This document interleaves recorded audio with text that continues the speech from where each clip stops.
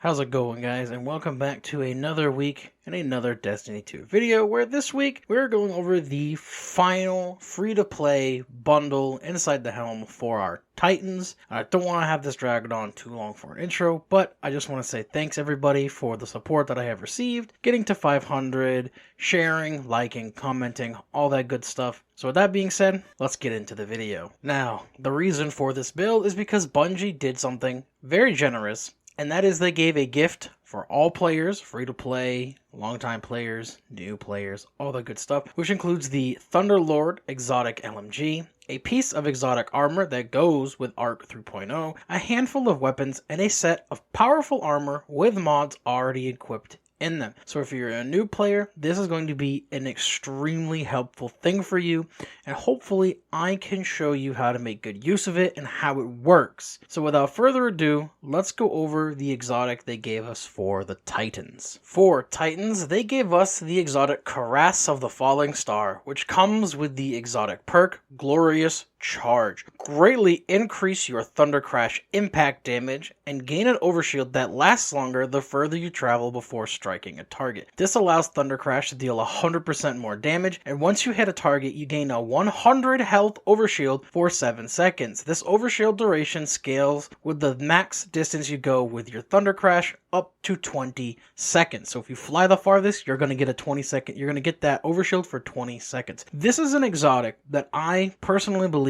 belongs in every top 5 list for Titan exotics that people need. It's really good for just clearing out bosses, champions, doing a ton of damage. And normally, this exotic is found inside of the lost sectors that you have to do on Legend or Master, and you just get it for free.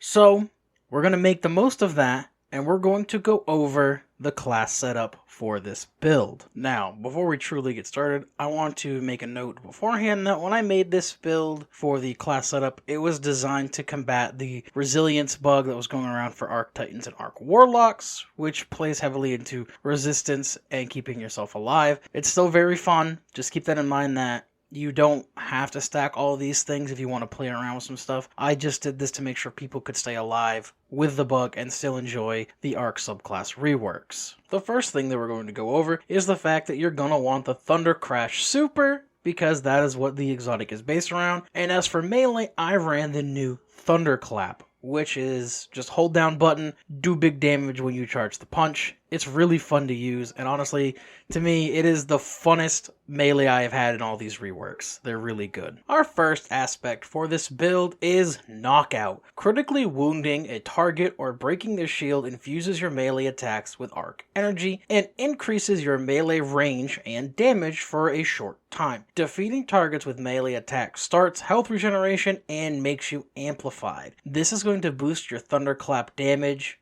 and range significantly, as well as starting a health regen for you and making it a way for you to become amplified with your Titan. The second aspect we have is Juggernaut.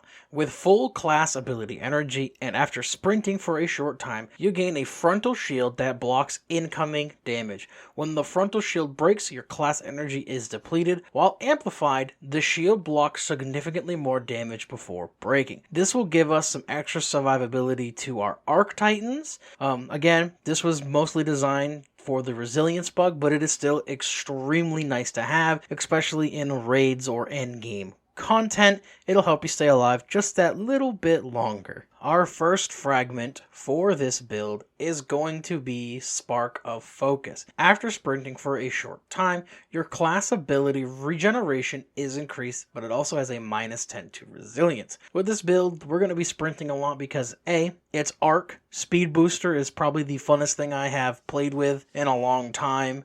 It breathes a little bit of life back into the Arc 3.0 subclass and just go fast, hit hard. So between resilience and this, you should be getting your barricade up pretty quickly when it goes down with things like potentially popping from Juggernaut taking too much damage, or just placing it to give you and your teammates some cover. Next, we have Spark of Resistance. While surrounded by combatants, you are more resistant to incoming damage and a plus 10 to strength. The strength bonus is going to help with you using your Thunderclap or whatever melee you have equipped, and the resistance is always nice to have no matter what. Again, I've said this before, this is probably the best fragment that we have ever gotten with any 3.0 subclass update. It's very, very nice, and you only need like 2 enemies near you to have this activate. Top tier, belongs in every arc build. I don't care what anybody else says. And finally, we have Spark of Recharge. While critically wounded, your melee and grenade energy regenerates more quickly. Now, this is here just in case you get caught out, you don't have Juggernaut active, there's everything shooting at you. Hopefully you can get some energy back and have enough to melee something to proc knockout and start a little bit of health regeneration and get into a better position where you have a chance to survive. But with that being said, most of my Thunder Crashing Titan friends that I have, who I've talked about for this, literally have told me that that's the end of the build, that's all you need. And honestly, they're not really wrong. However, there is more to go over for this, so we're going to go over the armor mods that they gave us to go on that free armor. The first mod we're going to look at is Sustained Charge. Become charged with light by rapidly defeating combatants with auto rifles, trace rifles, or machine guns. Additional copies of this mod increase the time allowed between combatants that are defeated. The weapons they gave us play very heavily into this mod. You got the Arc Auto Rifle and Thunderlord. They're basically telling you that those are the only real weapons you're going to want to use with this build. So we're just going to make use of it. We're going to use the Auto Rifle and Thunderlord once again for this to work, plus they come with champ mods. The second mod we are going to look at is Taking Charge. Become charged with light by picking up Orbs of Power. This is simply another way to become charged with light. All you need to do is pick up those orbs that you and or your friendlies drop depending on how you can generate them. Add a little extra to it, they also added stacks on stacks, which is for every stack of charged with light you get another stack.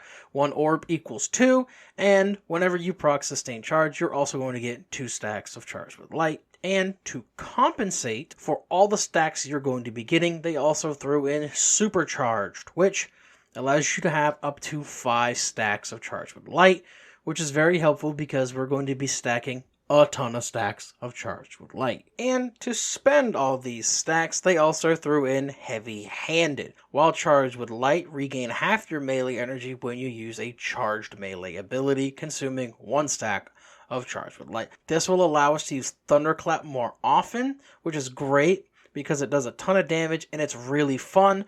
You charge your Thunderclap, you're going to get half your Thunderclap back, which is pretty nice. Now, let's go over the weapons that I used for this, and let's go over some weapon perks you're going to want to be on the lookout for the future if you want to keep using this particular build. Now, for weapons, I ran the Ragnall D shotgun because I don't like running double primary, and it has unstoppable mods for us this season, and I ran the Come to Pass auto rifle because A, it's an auto rifle, it benefits from Sustained Charge. It's Arc, which allows us to play into the Arc 3.0 stuff, and it has really good perks for our anti-barrier champ mods, which comes together very, very nicely, especially when paired with Thunderlord, which comes with the perk Lightning Round. This weapon fires faster and more accurately the longer the trigger is held. Continuous damage generates a stunning lightning strike. It also comes with its intrinsic trait, Rain Havoc. Final blows with this weapon generate stunning lightning strikes from above and can now stun overload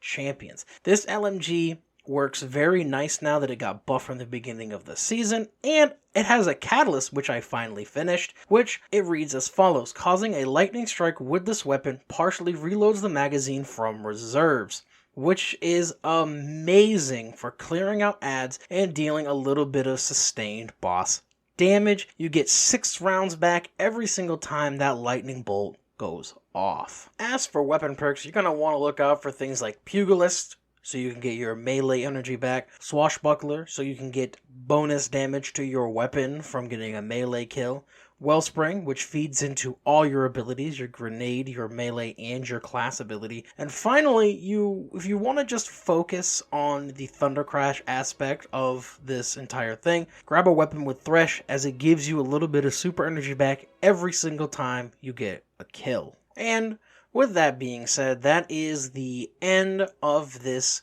video. So if you liked it, please leave a like. Leave some comments down below with some things you want to see, particularly in the future regarding builds and this channel. And please consider subscribing, as we have just crested that 500 mark and we still have a long way to go. Also, another thing, I know a lot of other things, please share the video to anybody that you think will find this helpful. So with that being said, I hope you all have a fantastic week.